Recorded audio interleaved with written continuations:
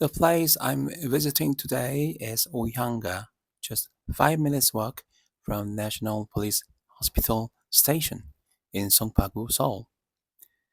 Prepare to wait because this spot has a line out the door every single day, rain or shine. They are legendary for their jjampong, but the fried rice here is on a whole different level. It's pure art. There's a rumor that it's so tasty you wouldn't notice your friend disappearing while you eat. To be honest, I couldn't even get a word out even while eating. I was too busy finishing every last bite because it's just that incredible.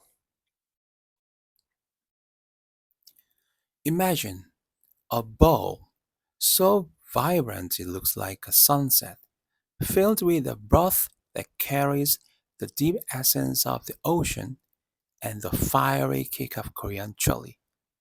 In Korea, when the sky turns gray or the heart feels a bit heavy, there is one dish that people crave above all else: jjampong. It is a spicy seafood noodle soup that defines the Kungwol soup culture of Korea. But don't let the name fool you. While as a staple in Korean Chinese restaurants, its story is a fascinating blend of history, migration, and adaptation. Today, we are diving deep into the bowl to discover the superb jjampong. To understand jjampong, we have to travel back to the late 19th century. The story begins in Incheon, Korea's gateway to the world. Following the opening of the port in 1883, many Chinese immigrants from Shandong province settled here, creating Korea's first Chinatown. Originally, these immigrants prepared a dish called Chongman-mian. Unlike the red jjampong we know today, the original version was mild, with a clear, whitish broth made from pork bones and vegetables. So, how did it turn red? As the dish integrated into Korean society, local taste began to transform it. Koreans have a historic love for gochugaru, vegetable flakes. By the 1960s and 70s, the dish evolved. The broth became spicier, the seafood became more prominent, and the name jjampong, likely derived from the Japanese word champong, became the standard. It is a dish born of the Chinese diaspora, refined by Korean palates, and named with a touch of regional history.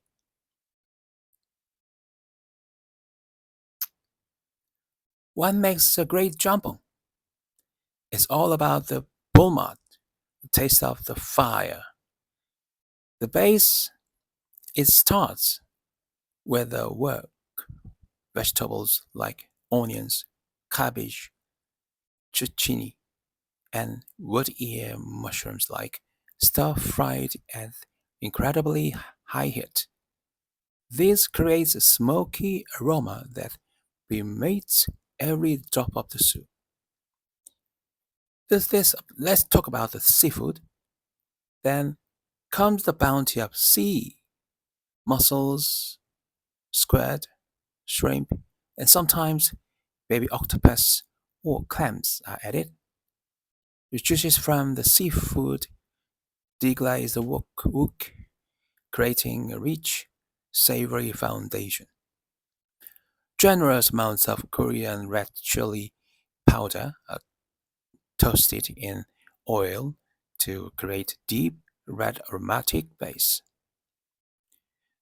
Pork bone or chicken stock is poured in, simmering until all the flavors melt into a complex, spicy harmony. Finally, thick, chewy, wet noodles, handmade or machine pulled out added. They must be resilient enough to hold down to the heavy broth without getting soggy. In Korea, choosing a lunch menu at Chinese restaurant is one of life's most difficult decisions. It's the ultimate rivalry, jjampong versus jjajangmyeon, black bean noodles. While jjajangmyeon is sweet, salty, and comforting, often associated with childhood and moving days, jjampong is the choice for adults seeking a release. It's the go-to haejang, means hangover cure food. The spicy hot broth is relieved to sweat out toxin after a night of drinking. This library is so intense that it's birthed a specialized bowl called jjajangmyeon or jamjamyeon, a bowl split into the middle so you can have both jampong and jjajangmyeon. Its new created word, jamjamyeon, is a uniquely Korean solution to delicious dilemma. Like all great culinary traditions, jampong continues to evolve. In recent years, we have seen the rise of goji jampong, which uses heavy amounts of beef or pork for creamier, meatier flavor profile, moving away from the light crispiness of seafood.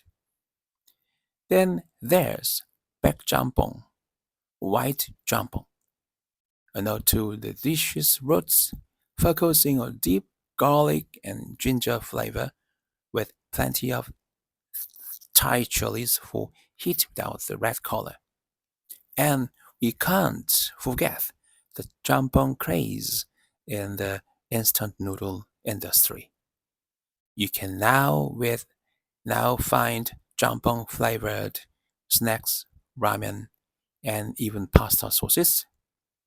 It has become a flavor profile in its own right, symbolizing spicy, smoky, and savory.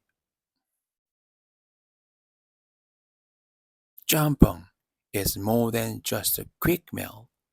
It is a testament to Korea's ability to embrace foreign influences and turn them into something uniquely domestic. As a dish that represents resilience, the warmth of hot meal on a rainy day, and the fiery spirit of Korean people. So, now the next time you find yourself in front of a steaming Red Bull, take a moment to smell the smoke, taste the sea, and feel the heat. You aren't just eating noodles, you are tasting over 100 years of history. Enjoy your meal, or as they say in Korea, 맛있게 드세요. Alright, and on that day, I ate, enjoyed jjampong, but at the same time, we shared, we ordered, and tasted wonderful another food, 탕수육. And let's talk about 탕수육. 탕수육, the sweet and sour soul of Korean Chinese cuisine. If jjampong is the fiery heat of Korean Chinese cuisine, then the dish we are talking about today is its golden, crispy crown. It is the ultimate side dish that often steals the spotlight from the red main course. Sweet, tangy, crunchy, and tender, we are talking about 탕수육. For Koreans, 탕수육 is more than just sweet and sour pork.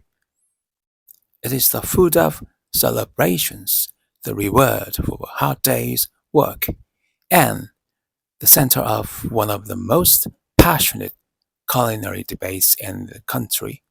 Today, we explore the history, the science of the fiery, and the culture behind this beloved dish. The name Tangsuyuk literally translates to sugar vinegar meat. While it clearly has Chinese roots, specifically inspired by the northern Chinese dish Tangchu, Lizzie, its journey to the Korean dinner table is the story of adaptation. When Chinese immigrants settled in Incheon in the late 19th century, they brought their frying techniques with them. However, they adapted the recipe to suit Korean palates and available ingredients. While the Chinese original often uses thin, dark, vinegar-based sauce, the Korean version evolved into the colorful spectacle of vegetable vinegar-based sauce. Onions, carrots, wood, ear mushrooms, and sometimes even pineapple or apples bathed in translucent glossy sauce. The meats also changed. In Korea, we prioritize a specific kind of crunch that can withstand being coated in sauce, leading to unique double frying technique that has become the hallmark of a master chef. What makes 탕수육 different from a simple chicken nugget or the schnitzel? It's all in the starch. Authentic 탕수육 doesn't use simple flour batter. Instead, chefs use a mixture of potato, sweet potato, and cornstarch. Many masters use a technique called water starch batter. They soak the starch into water while it settles at the bottom. Pour off the excess liquid and use the dense hydrated starch left behind. The first fry. This is done at a lower temperature to cook the pork through, ensuring it stays juicy and tender. The second fry. This is the secret. The meat is fried again at a very high temperature for short bursts. This evaporates any remaining moisture in the crust, creating that legendary shatter into your mouth crispness. The sauce is a delicate balance, requires the perfect ratio of sugar for sweetness, vinegar for acidity, and a touch of soy sauce for depth. Its thickness thickened with a starch slowly, while its chips glassy would look like beautifully coated meat. You can't talk about 탕수육 without mentioning the most famous library in Korean food culture, bumuk or jingmuk. Bumuk means pour the sauce. Jingmuk is dip in the sauce. The bumuk style. These people pour the sauce directly over the meat. They argue that this is the traditional way, allowing the crispy batter to absorb the sauce and become slightly chewy and flavorful. Second, the jingmok style. These people dip each individual pieces of meat into the sauce bowl. They value the crunch above the else and don't want the batter to get soggy. This debate is so famous that even celebrities and politicians often ask to state their position on TV.